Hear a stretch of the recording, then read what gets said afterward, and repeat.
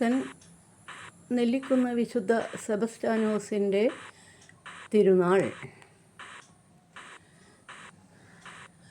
ദൈവമേ, നിൻ്റെ ഇഷ്ടം നിറവേറ്റാൻ ഇതാ ഞാൻ വന്നിരിക്കുന്നു. ഹെബ്രാ 10:7. എന്നേക്കുമായുള്ള ഏകബലി.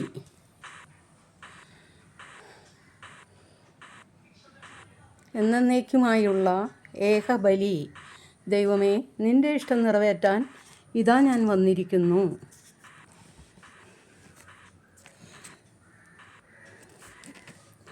നിയമം വരാനിരിക്കുന്ന നന്മകളുടെ നിഴൽ മാത്രമാണ്.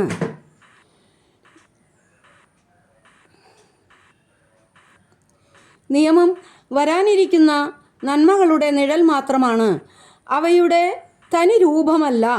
അതിനാൽ ആണ്ടുതോറും ഒരേ ബലി തന്നെ അർപ്പിക്കപ്പെടുന്നതിലും അവയിൽ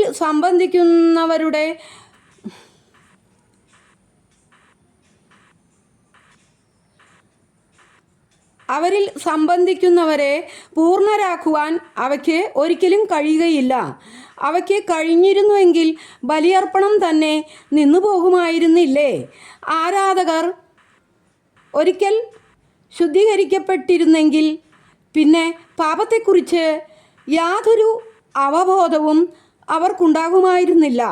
എന്നാൽ ഈ ബലികൾ മൂലം അവർ ആണ്ടുതോറും തങ്ങളുടെ പാപങ്ങൾ ഓർക്കുന്നു. കാരണം കാളകളുടെയും കോലാടുകളുടെയും രക്തത്തിന് പാപങ്ങൾ നീക്കിക്കളയുവാൻ സാധിക്കുകയില്ല. ഇതിനാൽ അവൻ ലോകത്തിലേക്ക്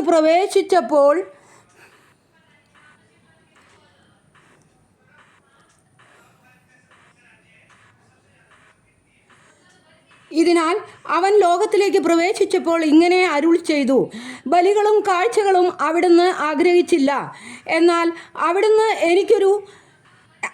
എനിക്കൊരു ശരീരം സജ്ജമാക്കിയിരിക്കുന്നു.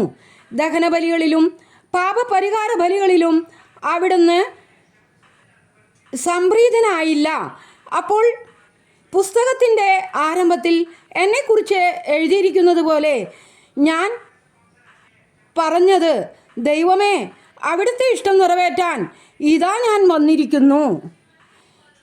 നിയമപ്രകാരം അർപ്പിക്കപ്പെട്ടിരുന്ന ബലികളും കാഴ്ചകളും ദഹനബലികളും പാപപരിഹാര ബലികളും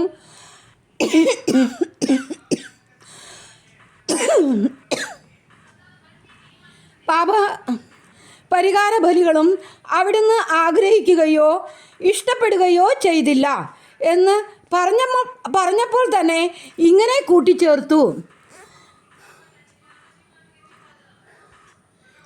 കൂട്ടിച്ചേർത്തു: അവിടുത്തെ ഹിതം നിറവേറ്റാൻ ഇതാ ഞാൻ വന്നിരിക്കുന്നു.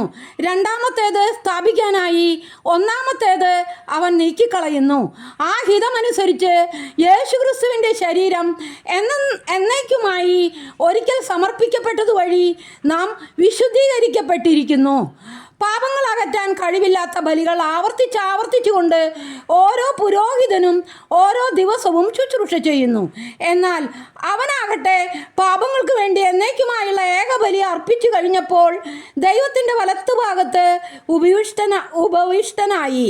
ശത്രുക്കളെ തൻ്റെ പാദപീഠമാക്കുവോളം അവൻ കാത്തിരിക്കുന്നു.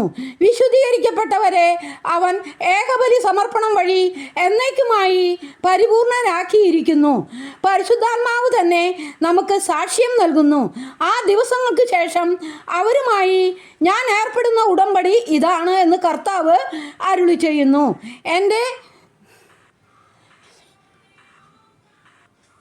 എൻ്റെ നിയമങ്ങൾ അവരുടെ ഹൃദയങ്ങൾക്ക് ഞാൻ നൽകും, അവരുടെ മനസ്സുകളിൽ അവ ഞാൻ ആലേപനം ചെയ്യും. അവിടുന്ന് തുടരുന്നു: അവരുടെ ദുഷ്പ്രവൃത്തികളും പാപങ്ങളും ഞാൻ ഇനി ഒരു കാരണവശാലും ഓർമ്മിക്കുകയില്ല. പാപമോചനം ഉള്ളിടത്ത് പാപപരിഹാര ബലി ആവശ്യമില്ലല്ലോ. നമ്മുടെ കർത്താവായ ഈശോ മിശിഹായ്ക്കും സ്തുതി. എന്നേക്കുമായുള്ള ഏകബലി.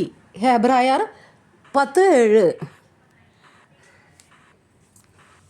നമ്മുടെ കർത്താവായ ഈശോ മിശിഹായ്ക്കും സ്തുതിയായിരിക്കട്ടെ.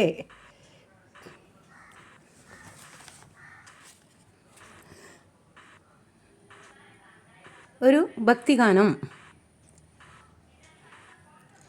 സ്വർഗേഹാവാതിൽ തുറന്നു മാഹേശ്വരൻ മാനവാഭോജനമായിറങ്ങി. മാനവാസമന്നയാമെന്നെ പൂജിക്കുവോർ നിത്യമായി ജീവിക്കും എന്നരുളി. സതതം ആരാധന സ്തുതിയും മഹത്വങ്ങളും പാപത്തിൻ മോചനമേകുവാൻ വന്നൊരു പാവന പുഷ്പത്തെ ഞങ്ങൾ കാണൂ.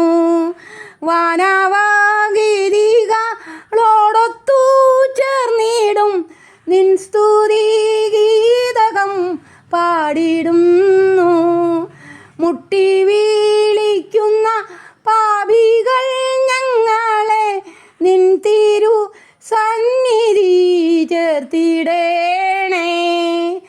ഇരവും പകലുമീ സക്രാരി തന്നിലായി ഏകനായി വാണിടും യേശുവേ.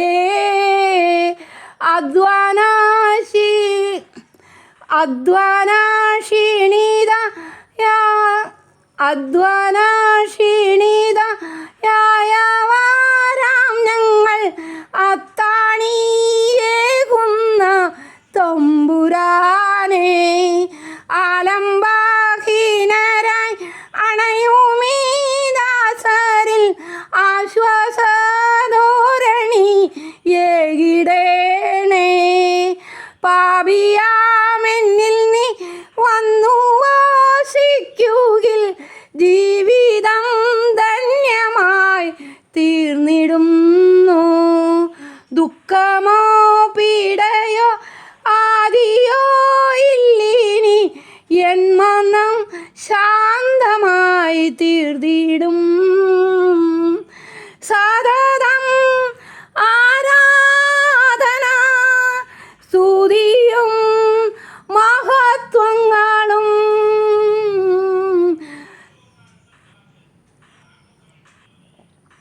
സത്യവും ജീവനും മുക്തിയും മാർഗവും നിത്യവും മാമകജീവാത്മാനും.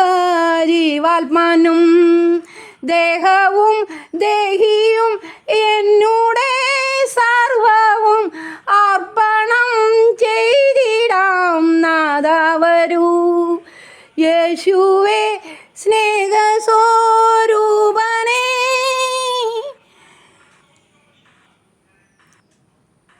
യേശുവേ സ്നേഹസ്വരൂപനേ, ത്യാഗമൂർത്തിയേ നീ വരൂ. ഓസ്തിയിൽ വാണിടും എൻ ജീവനേ, നീ വരൂ, നീ വരൂ, നീ വരൂ, നീ വരൂ. എല്ലാവർക്കും നന്മ വരട്ടെ. പ്രാർത്ഥനയോടെ നല്ലൊരു ഞായറാഴ്ച ആശംസിക്കുന്നു.